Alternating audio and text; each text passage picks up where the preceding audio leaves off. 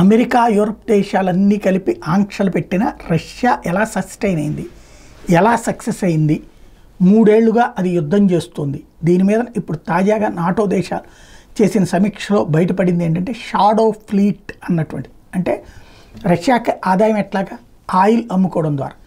Oil ఎవరెవరు కొంటున్నారు, China భారతదేశం కొంటుంది. అది లిమిటెడ్ రేట్స్కే.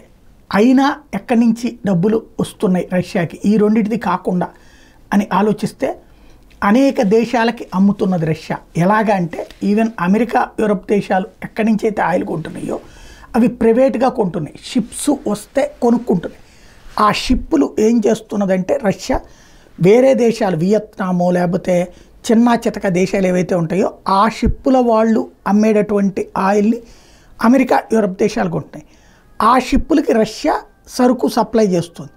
వాళ్ళు రష్యా అని పేరు చెప్పరు, ఆయిల్ తెచ్చుకున్నామని చెప్తారు. తద్వారా వాళ్ళు డబ్బులు సంపాదించుకున్నారు, రష్యాకి ఆదాయాన్ని ఇచ్చిపెడుతున్నారు. అంటే రష్యా అన్నటువంటి దాన్ని తొక్కాలనుకుంటూ అమెరికా యూరప్ దేశాలు అదే రష్యాకి సాయం చేస్తున్నాయి అన్నటువంటి విషయం బయటపడింది.